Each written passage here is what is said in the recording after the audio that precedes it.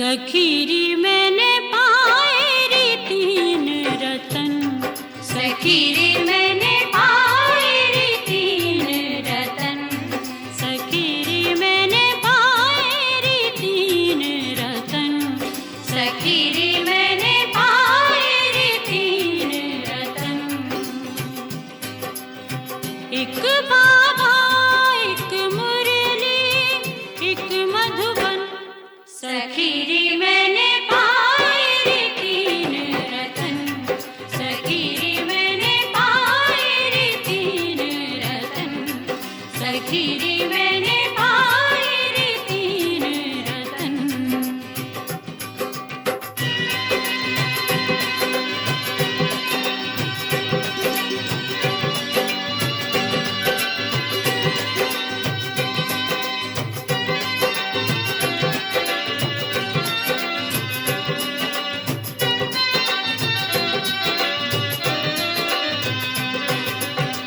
बाबा को नित याद करूं, बाबा को नित याद करूं, उनकी मुरली रोज सुनूं, उनकी मुरली रोज सुनूं। मधुबन में मैं पलछिन ढोलूं, मधुबन में मैं पलछिन ढोलूं, होके मन में मगन, सखीरी मैंने पाए रे तीन रतन, सखीरी मैंने पाए रे तीन रतन, सखीरी मैंने पाए रे तीन रतन।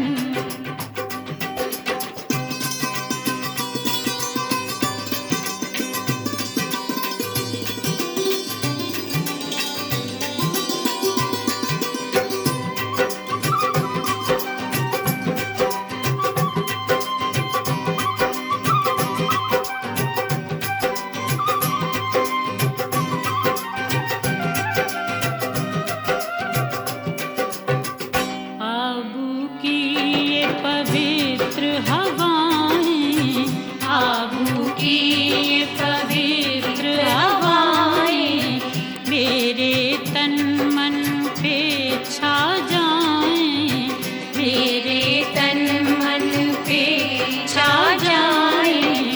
राजयोग की करूं साधना, राजयोग की करूं साधना, लागी रे उनकी लगन, सखीरी मैंने पाए रे तीन रतन, सखीरी मैंने पाए रे तीन रतन।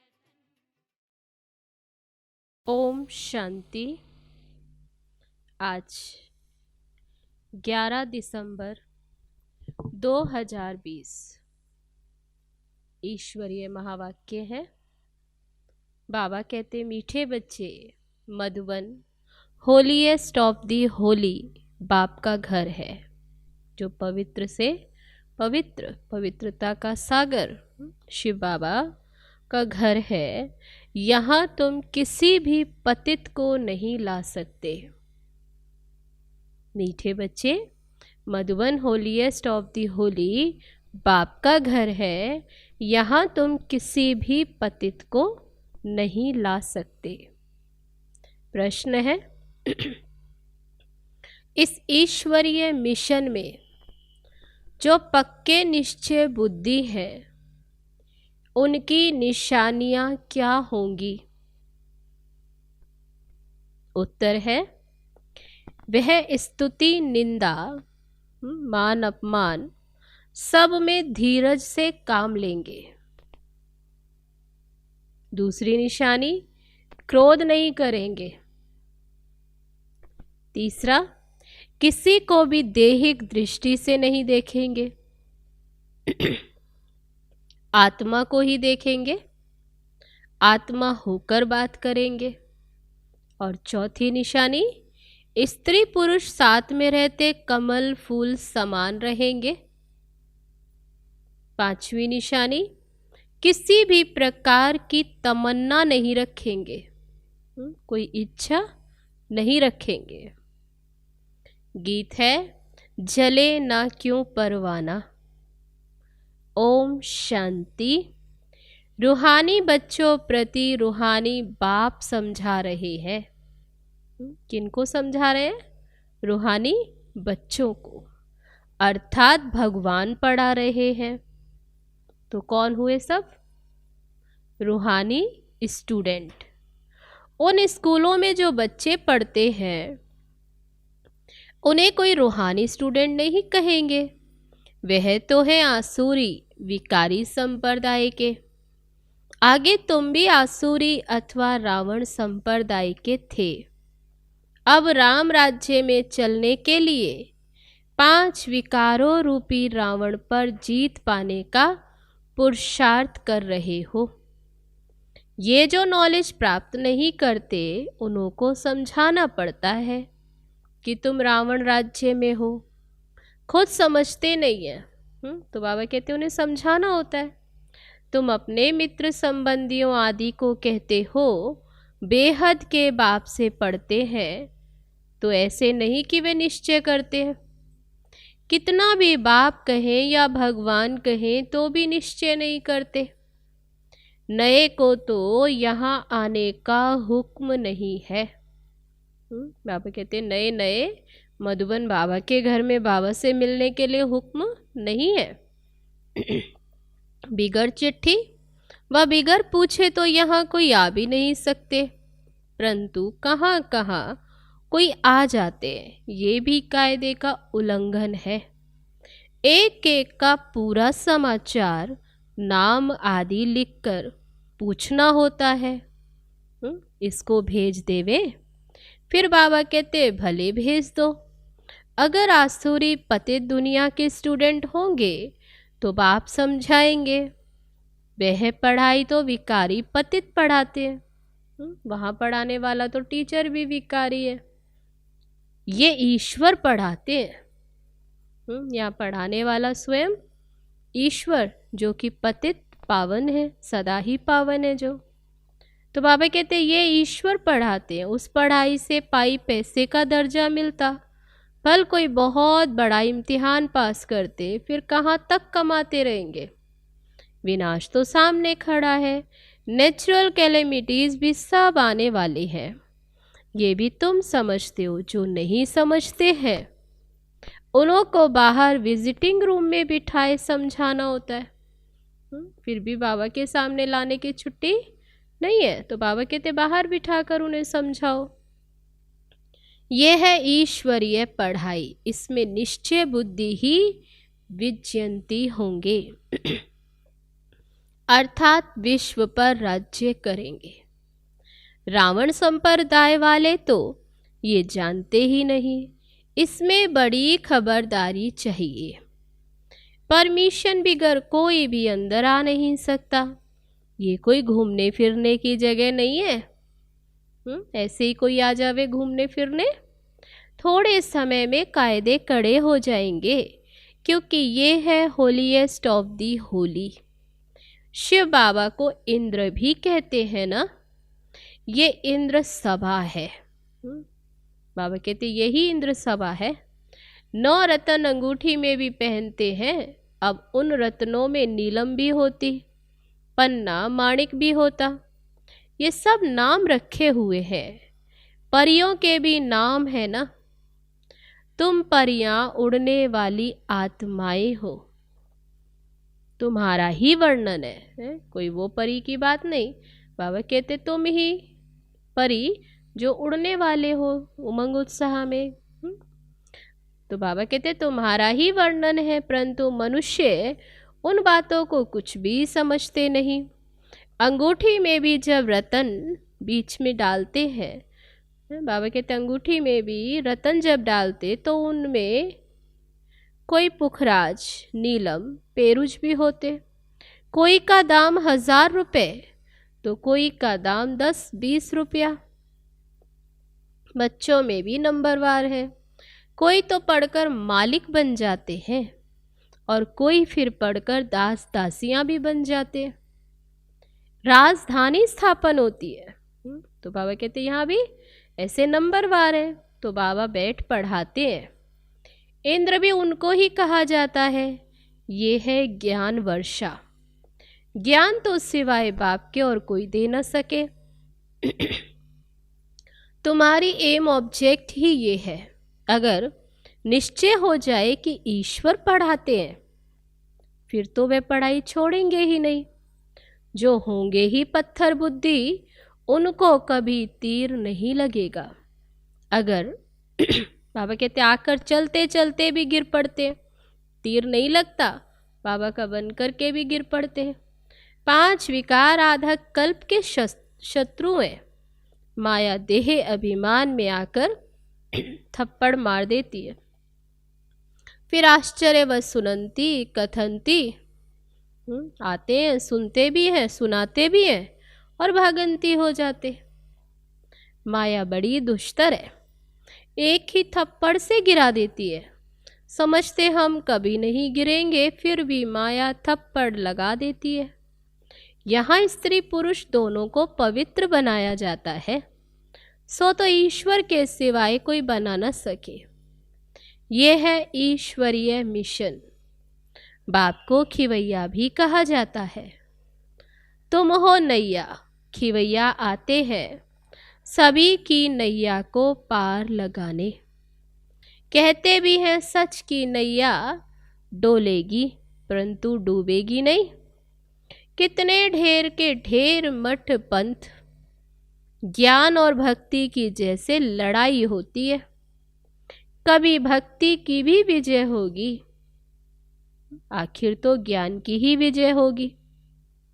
भक्ति की तरफ देखो, कितने बड़े बड़े योद्धे, समझते हैं इसकी भी विजय होगी।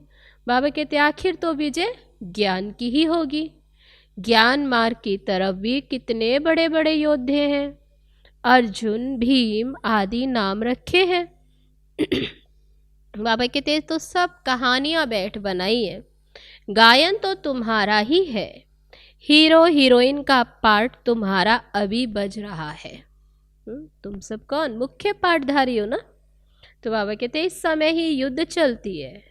तुम्हारे में भी बहुत हैं जो इन बातों को बिल्कुल भी नहीं समझते। जो अच्छे अच्छे होंगे उनको ही ये तीर लगेगा। 3rd क्लास तो बैठ ना सके। दिन प्रतिदिन बहुत कड़े कायदे होते जाएंगे। पत्थर बुद्धि जो कुछ नहीं समझते उनको तो यहाँ बैठना भी कायदे हैं। बाबा कहते जो पत्थर बुद्धि कुछ नहीं समझते उनको तो यहाँ बैठना भी बेकायदे है। वे बैठ ही नहीं सकते, यहाँ कायदे अनुसार नहीं है। ये हॉल होलीएस्ट ऑफ होली है, जहाँ शिव बाबा बैठते। इस हॉल में बाबा कहते बाबा मिलन मनाने आते। ये है होलीएस्ट ऑफ होली। पोप को होली कहते हैं, ये तो बाप होलीएस्ट है ऑफ होली। बाबा कहते इन सभी का मुझे कल्याण करना है, ये सब विनाश हो जाने वाले। ये भी कोई सब थोड़ी ये समझते हैं, बस सुनते परंतु एक कान से सुन दूसरे से निकाल देते, ना कुछ धारण करते और ना ही कराते। ऐसे गुंगे बहरे भी बहुत हैं, आते हैं बाबा कहते लेकिन जैसे कुछ धारण ही नहीं करते। बाबा कहते hear no evil, see no evil. वह तो फिर बंदर का चित्र बना दिया, ऐसे समझते हैं, परंतु ये तो मनुष्य के लिए कहा जाता है। इस समय मनुष्य ही बंदर मिसल हो गए। मनुष्य इस समय बंदर से भी बदतर। नारद की भी कहानी बैठ बनाई है। उनको बोला तुम अपनी शक्ल तो देखो बंदर जैसी, तो 5 विकार तो अंदर में नहीं है, अपने को चेक करो। जैसे साक्षात्कार होता है, हनुमान का भी साक्षात्कार होता है ना। बाबा कहते कल्प कल्प ये होता है, सतयुग में ये कुछ भी बातें होती नहीं, ये पुरानी दुनिया ही खत्म हो जाएगी। जो पक्के निश्चय बुद्धि हैं वे समझते हैं कि कल्प पहले भी हमने यह राज्य किया था। बाबा कहते जो पक्के निश्चय बुद्धि है वह समझते हैं ये पुरानी दुनिया खत्म होनी है। बाबा कहते बच्चे अब दैवी गुण धारण करो, कोई बेकायदे काम नहीं करो। वे डायरेक्ट पढ़ा रहे हैं फिर भी कितने बच्चे भूल जाते हैं क्योंकि साधारण तन है ना। बाबा कहते देहधारी को देखने से तुम इतना उठ नहीं सकेंगे। देहधारी को देखेंगे तो बाबा कहते फिर इतना उच्च अवस्था नहीं पा सकते। आत्मा को देखो, आत्मा या भ्रुकुटी के बीच रहती है, आत्मा सुनकर कान हिलाती है। हमेशा आत्मा से बात करो। तुम आत्मा ही शरीर रूपी तख्त पर बैठी हो, तुम तमो प्रधान थी अब सतो प्रधान बनी। अपने को आत्मा समझ बाबा को याद करने से देह का भान छूटेगा। आधा कल्प का देह अभिमान रहा हुआ है, इस समय सब देह अभिमानी है। अब आप कहते देही अभिमानी बनो, आत्मा ही सब कुछ धारण करती है। खाती पीती सब कुछ आत्मा करती है। बाप को तो अभोक्ता कहा जाता है, वह है निराकार। ये शरीरधारी सब कुछ करते हैं, वे खाता पीता कुछ नहीं।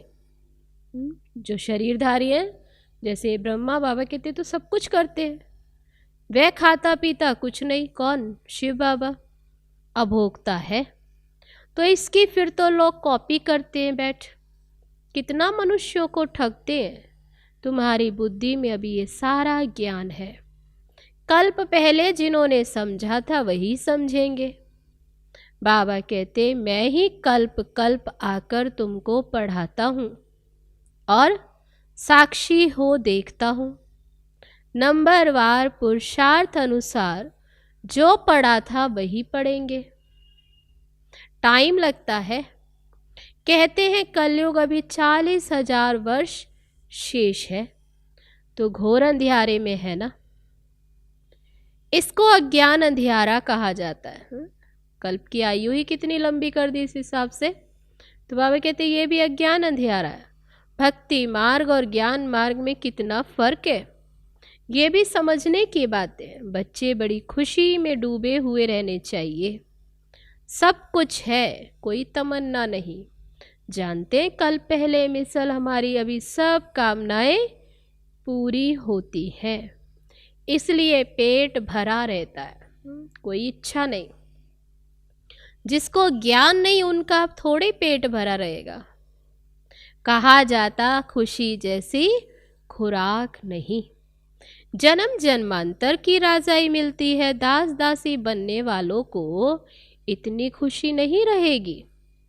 पूरा महावीर बनना है।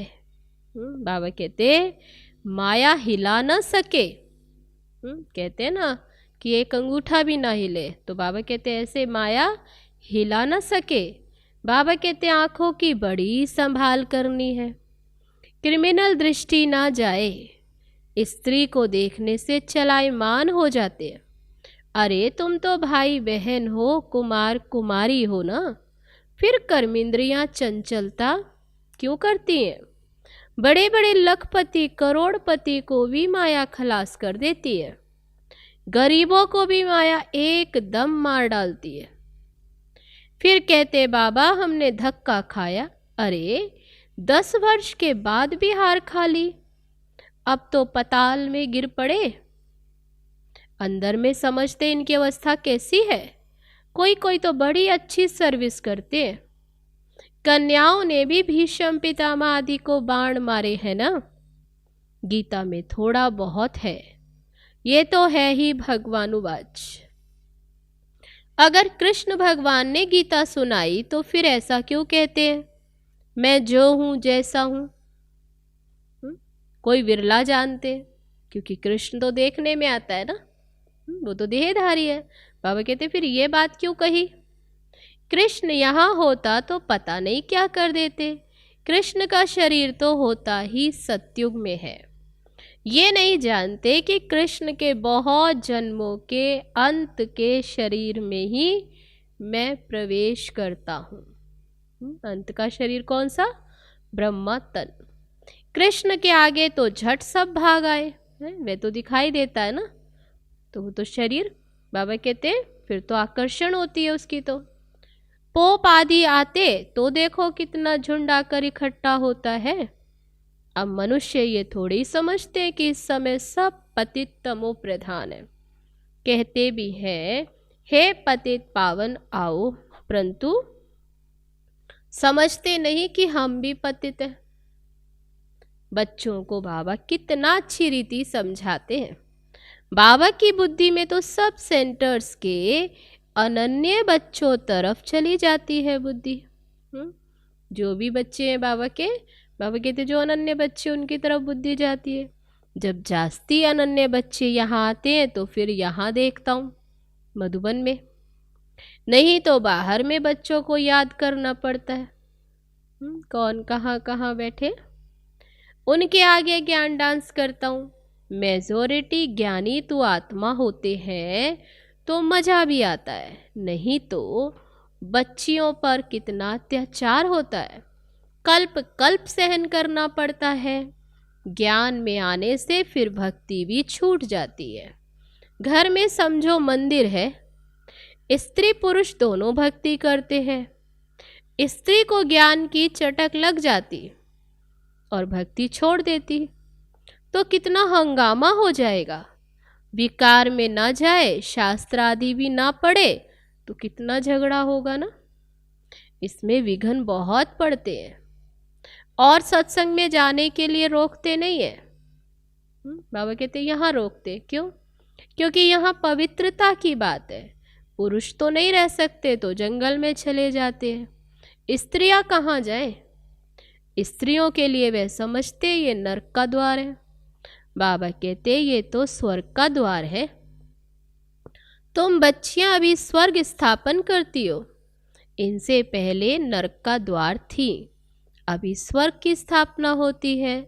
सत्युग है स्वर्ग का द्वार, कलयुग है नरक का द्वार। ये समझ की बात है। तुम बच्चे भी नंबरवार पुरुषार्थ अनुसार समझते हो। बल पवित्र तो रहते हैं, बाकी ज्ञान की धारणा नंबरवार होती है। तुम तो वहाँ से निकल कर यहाँ आकर बैठे हो, परंतु अब तो समझाया जाता है ग्रस्त व्यवहार में रहना है। उनको तकलीफ होती है, यहाँ रहने वालों के लिए तो कोई तकलीफ नहीं है। बाबा कहते कोई तकलीफ देते हैं क्या बाप? नहीं, बाप समझाते हैं कमल फूल समान ग्रस्त व्यवहार में रहते पवित्र रहो। सो भी इस अंतिम जन्म की बात है, ये लास्ट जन्म। ग्रस्त व्यवहार में रहते हुए अपने को आत्मा समझो। आत्मा ही सुनती है, आत्मा ही ये बनी है, आत्मा ही जन्म जन्मांतर भिन्न भिन्न ड्रेस पहनती आई है। ये शरीर रूपी वस्त्र पहनती आई है। अब हम आत्माओं को घर वापस जाना है। बुद्धि में पक्का है ना, बाप से योग लगाना है। घर वापस जाना है तो बुद्धि का योग बाप से लगा रहे, मूल बात है ये। बाबा कहते मैं आत्माओं से बात करता हूँ। आत्मा भ्रिकुटी के बीच रहती है, इन आर्गन्स द्वारा सुनती है। आत्मा इनमें नहीं होती तो शरीर मुर्दा बन जाता। बाप कितना वंडरफुल ज्ञान आकर देते हैं। परमात्मा बिगड़ तो ये बातें कोई समझा न सके। सन्यासी आदि कोई आत्मा को थोड़े ही देखते हैं, वे तो आत्मा को परमात्मा समझते हैं। वे तो क्या समझते हैं? आत्मा ही परमात्मा है। दूसरा फिर कहते आत्मा में लेप शेप नहीं लगता। शरीर को धोने गंगा में जाते हैं, फिर पावन बनने के लिए गंगा में जाते हैं, तो कौन धुलती है वहाँ, कौन स्नान करती है, शरीर स्नान करता है। ये नहीं समझते कि आत्मा ही पतित बनती है, आत्मा ही सब कुछ करती है। बाप समझाते रहते हैं कि ये मत समझो हम फलाना हूँ, ये फलाना है, नहीं, हम सब आत्माएं हैं। ये पक्का करो, जाति पाति का कोई भेद नहीं रहना चाहिए, अपने को आत्मा समझो। गवर्नमेंट कोई धर्म को नहीं मानती है, ये सब धर्म तो देह के हैं। जो भी धर्म है बाबा कहते सब देह के, परंतु सब आत्माओं का बाप तो एक ही है। तो देखना भी आत्मा को है। सभी आत्माओं का स्वधर्म है शांत। अच्छा, मीठे मीठे सिकील दे बच्चों प्रति माता पिता बाप दादा का याद प्यार और गुड मॉर्निंग। रूहानी बाप की रूहानी बच्चों को नमस्ते। हम रूहानी बच्चों की रूहानी बाप दादा को नमस्ते नमस्ते। ओम शांति। अब है धारणा के लिए मुख्य सार। पहली पॉइंट, जो बात काम की नहीं है उसे एक कान से सुन, दूसरे से निकाल देना है। Hear no evil, see no evil. Baba जो शिक्षाएं देता है उसे धारण करना है। दूसरी पॉइंट, कोई भी हद की तमन्नाएं नहीं रखनी है। आंखों की बड़ी संभाल करनी है। ये आंखें धोखा देती है, इसलिए बाबा ने क्या कहा, इन आंखों की बड़ी संभाल रखनी है, क्रिमिनल दृष्टि ना जाए, कोई भी कर्मेंद्रियां चलाए मान ना हो, खुशी से भरपूर रहना है। अब है आज का वरदान। अटेंशन रूपी घृत द्वारा आत्मिक स्वरूप के सितारे की चमक को बढ़ाने वाले आकर्षण मूर्त भव। जब बाप द्वारा नॉलेज द्वारा आत्मिक स्वरूप का सितारा चमक गया तो बुझ नहीं सकता, लेकिन चमक की परसेंटेज कम और ज़्यादा हो सकती है। ये सितारा सदा चमकता हुआ सबको आकर्षित तब करेगा जब रोज अमृत वेले अटेंशन रूपी घृत डालते रहेंगे। कौन सा बाबा ने घृत कहा? अटेंशन रूपी घृत। जैसे दीपक में घृत डालते हैं तो वह एक रस जलता है, ऐसे संपूर्ण अटेंशन देना अर्थात बाप के सर्व गुण व शक्तियों को स्वयं में धारण करना, इसी अटेंशन से आकर्षण मूर्त बन जाएंगे। तो आज का वरदान, अटेंशन रूपी घृत द्वारा आत्मिक स्वरूप के सितारे की चमक को बढ़ाने वाले आकर्षण मूर्त भव। अब है आज का स्लोगन, बेहद की वैराग्य वृत्ति द्वारा साधना के बीज को प्रत्यक्ष करो। आज का स्लोगन क्या? बेहद की वैराग्य वृत्ति द्वारा साधना के बीज को प्रत्यक्ष करो। अच्छा, तो ये थे बाबा के आज के महावाक्य जो अभी हम सब ने सुने। चलो प्यारे बाबा की याद में ओम शांति।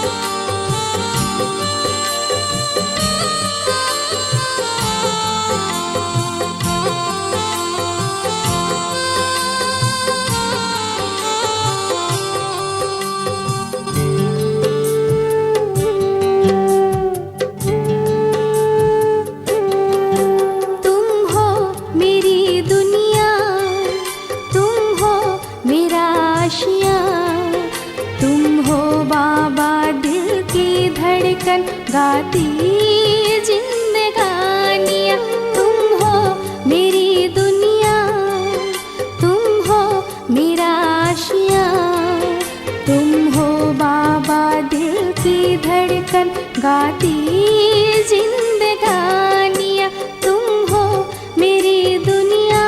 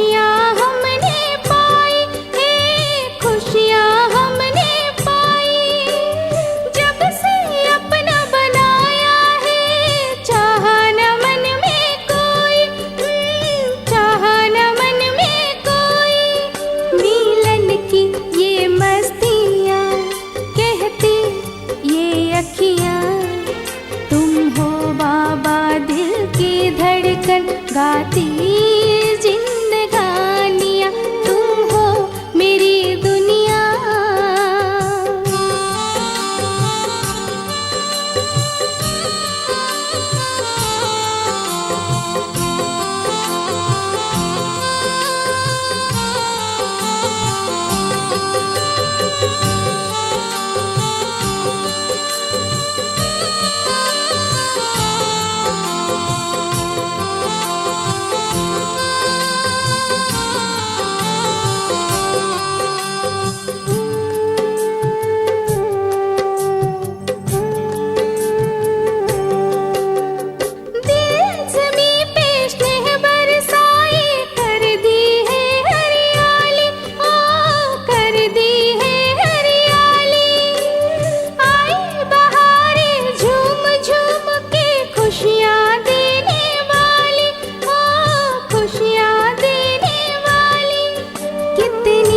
हसी घड़ियाँ कह रहे ये वादियाँ, तुम हो बाबा दिल की धड़कन गाती